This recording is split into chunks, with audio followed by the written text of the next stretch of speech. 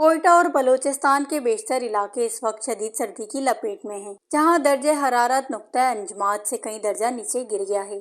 گزشتہ روز بارش اور برف باری کے بعد شام سے یک بستہ سائبرین ہواؤں کا سلسلہ شروع ہوا جو تاحال جاری ہے، جس کے باعث صوبے کے مختلف حصوں میں موسم غیر معمولی حد تک سرد ہو چکا ہے۔ شدید سردی کے باعث سڑکوں، کھلے مقامات اور گھروں میں موجود پانی جم گیا ہے، جبکہ گھریلو ٹینکیاں اور نلوں میں پانی منجمد ہونے سے شہریوں کو پانی کے حصول میں شدید مشکلات کا سامنا ہے۔ سرد موسم نے روزمرہ زندگی کو مفلوج کر کے رکھ دیا ہے۔ محکمہ موسمیات کے ماہرین کے مطابق موجودہ سردی نے گزشتہ 30 برسوں کا ریکارڈ توڑ دیا ہے۔ گزشتہ رات کوئٹہ اور ملحقہ علاقوں میں درجہ حرارت -13 ڈگری سینٹی گریڈ تک ریکارڈ کیا گیا، جبکہ دن کے اوقات میں درجہ حرارت -9 اور سردی کی شدت -12 تک محسوس کی گئی۔ کوئٹہ، کلات، مستونگ، سوراب، زیارت، کان معتزئی، توبہ کاکڑی اور توبہ اچکزئی سمیت وسطی اور شمالی بلوچستان کے متعدد علاقے صوبے کے انتہائی سرد علاقوں میں شامل ہو چکے ہیں۔ تیز اور سرد ہواؤں کے باعث ان علاقوں میں معمولات زندگی شدید متاثر ہے۔